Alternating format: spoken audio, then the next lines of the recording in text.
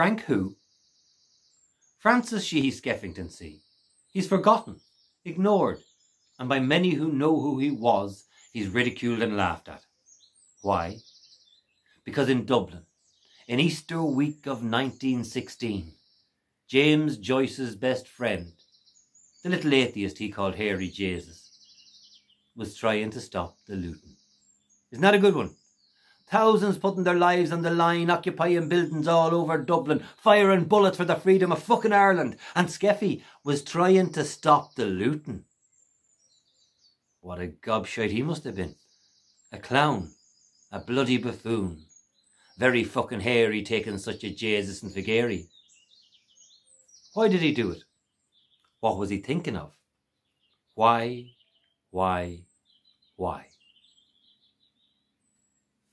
This is Hairy Jesus's cross and passion.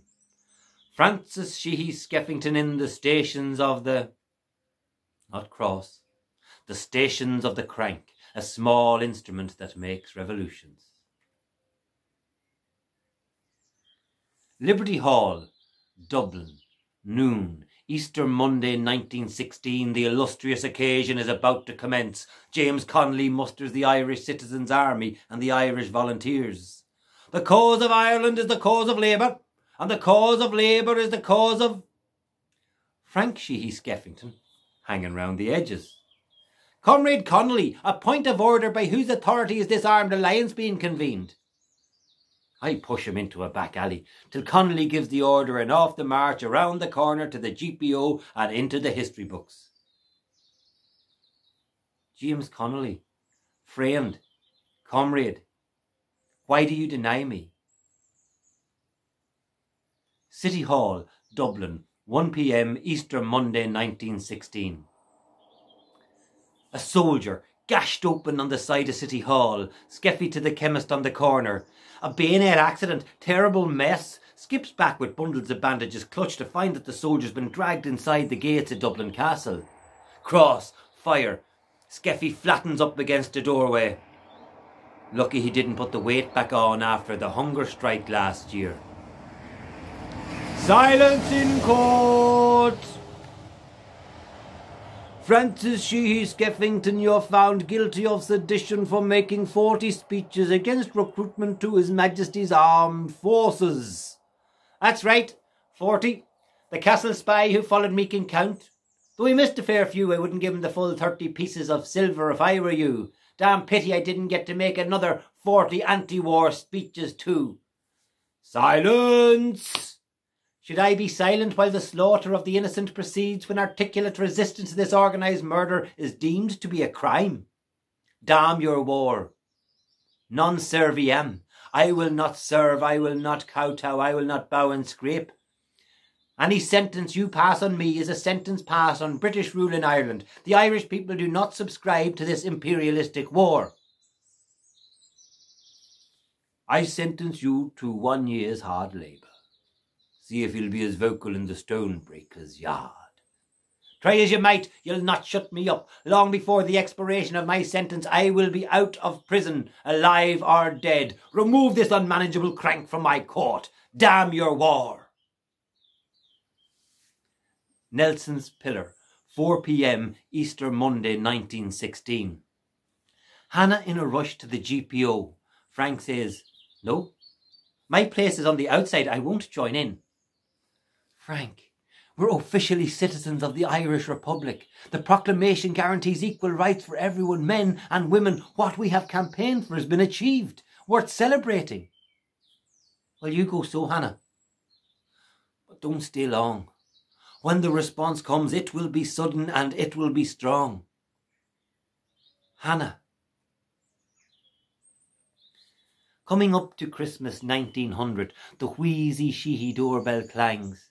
I enter in my jaunty new +4s. I'm a different kind of student, come all the way from Cavan via down, my knickerbockers scream. James Joyce giddies in behind me. Get out of my way, Hairy Jesus. And he makes a beeline for the wines and continental cheeses. Hannah, and her sister Mary, lead the charades, and Joyce soon barooms into Greek mythology. Pretends he's Aphrodite stepping from her clam shell. Coily covers his peewee. Tee. I become one of Botticelli's three graces. Twee. With Hannah and Mary she. Hand in hand we twirl, nimble nymphs so fey. I see us nude with our buried food at hand. I sway my beard from side to the rowdy, crowdy knickerbocker kick. Hannah's haunches, hips sheer, I try not to leer. A pearl hangs from her neat vermeer. Hannah focused, gaze straight, no jokey pupils dilate. Fingers touch the gentlest stroke. I cough, trip, nearly choke. Hannah. But I will not follow you to the GPO for a gun-toting tete-a-tete with MacDermott and Connolly. I've been consigned to the outside, so be it. Shop windows smash up the street. People appear wearing silk top hats and fur stoles. Would you look at the state of me now? Would you look at the state of me now? The state of me now. Marooned in no man's land. They call it the Rock of Futility. It's an isolated shore where no rain falls, where no wind blows, where no bird calls, where no plant grows.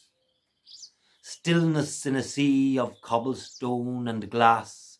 Men I knew chiselling loopholes in brick and rolling gigantic wooden printer spools as barricades. And I stand stuck, tied in the idol of futility. Grosvenor Square, Rathmines, 8 p.m. Easter Monday 1916. Silence. Huff. Owen put to bed. Hannah, stuff to discuss. Her brow knit, her cheeks puff. You knew that the rising was going to happen and you didn't tell me. I was sworn to silence, Frank, but not to me, especially to you. By whom? By James Connolly. And why did you agree? He asked me to be one of 5 members of a civil government to be declared if the leaders of the rising were killed. A woman in government, Frank, the first time ever. Even if theoretical and anyway only nominal, but still significant. I feel like a little boy, sitting at my father's knee, the school inspector educating me at home, manipulating my influences till I broke free. James Connolly couldn't look at me today, and now I know why. I'm sorry, Frank. Not enough. Silence. Huff. Coming home from the 1900 Hannah advent, I stick a sprig of cherry blossom in my hair. Is this love, Joyce? What do you think? He says, a poet must write tragedy, not act in it. I will act in the comedy, the tragedy, the work, the play, whatever life, love makes it, come what may. Life, love. Lie of. I will lie of. The Irish Women's Franchise League office, Westmoreland Street, Tuesday, the 25th of April 1916. Frank on his hands and knees, charcoaling on big squares of paper. No looting by order the anti-looting committee. Hannah rushes up the stairs. Time to go home, Frank. Things are getting out of control. Oh, well, indeed, quelle surprise. Army reinforcements are encroaching the city, tightening their grip. Well, your confidant, James Connolly, said organise, educate and agitate for years, but the war reminds him of his British Army days in India and the forthright method sometimes required to get things done. So he starts training and drilling in the use of guns. And now he talks about our gallant allies, the Germans, as if they're somehow less imperialistic than our own John Bull, when if anything they're arguably even worse in their treatment of Africans. Frank, our friends and comrades, including James Connolly, have held the city centre for 30 hours against the most powerful empire on earth. Is this not a matter of considerable joy? Well, if it is joy, it is dangerous joy. All I can do is to try and stop the looting so it doesn't look like hooligans run amok. That is the only role left open to me now. That is what I have been reduced to, thanks to Connolly and to you. Frank, that gunfire we hear, that is the sound of challenge, not compliance. But it's challenged the old way, the same methods of armed aggression and blind obedience. Where there are guns, there must be obedience. Oh, this is futile. I'm on my bloody knees. There is nowhere I can stand, nowhere I can speak, nowhere I can make a case against the military spirit that infects humanity. I'm a pacifist journalist who can no longer make a living. Oh, well, I can. Just about. I teach. We're equal, remember. Sheehy Skeffington. I haven't had a jot published since I went to jail. London, Dublin, it doesn't matter. They're agreed. I've been expelled from the Citadel to a slow death on the stony plain like Dante's doomed friend Cavalcante. Melodrama, Frank. Well, you know you've a weakness for it. Melodrama, farce, it doesn't matter because no one is coming. No one is coming to my anti-looting committee meeting because they think I'm a bloody buffoon. A bloody buffoon. That's what your dad called you when you joined my name to yours, Sheehy Skeffington. And as a consequence, a lot of people think I'm an aristocratic, double-barreled toff. Kelly's of Portobello, 6 p.m, Easter Tuesday, 1916. Dixon, with a cheque for a tenner in advance from Kelly, the loyalist councillor publican, who wants me to print and post up on walls the King's proclamation of martial law, telling everyone to go home or get shot. You see, Kelly's been fleeced of a stock of fine wines and expensive cigars by the tenement dwellers at the back of his building. Fair enough, I say. So we run around trying to knock up every bloody printer I know, but it's getting a bit harum-scarum because the rebels are popping up everywhere. I've no idea where they are, and the soldiers are making sorties from Portobello Barracks. When who do I see walking up the middle of the street from town with a brush, a bucket of paste and a roll of posters? Only the man I used to report for making seditious speeches, Francis Sheehy Skeffington. Hairy feckin' Jesus. The checkpoint, 7 p.m, Easter Tuesday, 1916. We'd just secured the canal bridge when we saw the crowd approaching. This man's been putting up rebel posters, says the first. My name is Francis Sheehy Skeffington. I'm a militant pacifist and proud to say I have been jailed for it, but those are not rebel posters, those are anti-looting posters. I believe that property, as well as having its duties, which is far too often loath to perform, also has its rights, until such time as due democratic process wisely decrees otherwise. Burst of gunfire. Half a mile away. Take him in.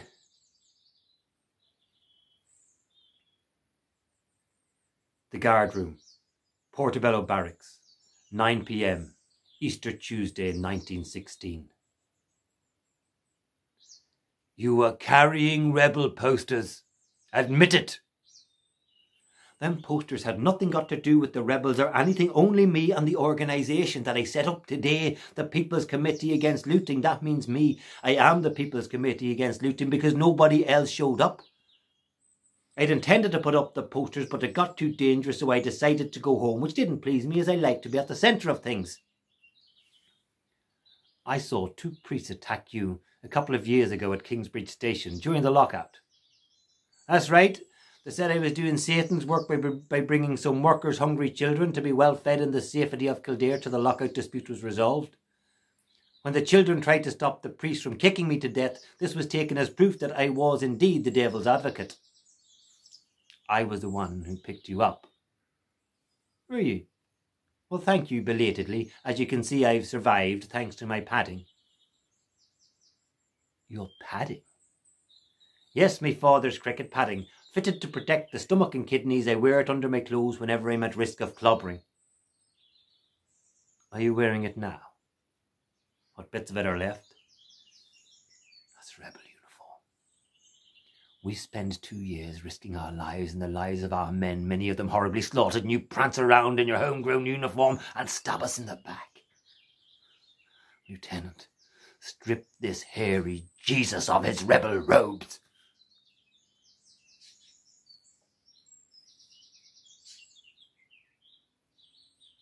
The Stoneyard, Portobello Barracks, Wednesday the 26th of April 1916.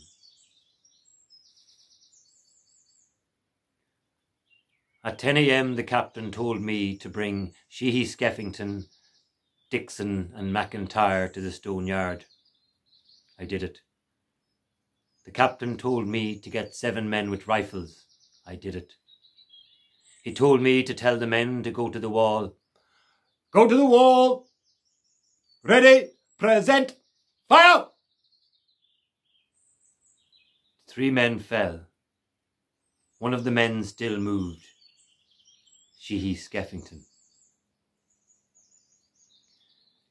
I advocate no mere servile, lazy acquiescence in injustice. I want the age-long fight against injustice to clothe itself in new forms suited to a new age.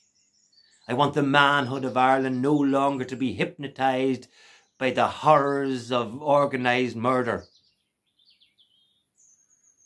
We are on the threshold of a new era in human history. Nothing can be as it was before. The foundations of all things must be re-examined. Formerly we could only imagine the chaos to which we have been led by the military spirit. But now we realise it and must never fall into that abyss again. I gather 4 of the men and I lead them back to the Stoneyard. I tell them to take aim at the moving man. He looks at me and says, Lyov. And I fire a bullet in his head to make sure he was dead.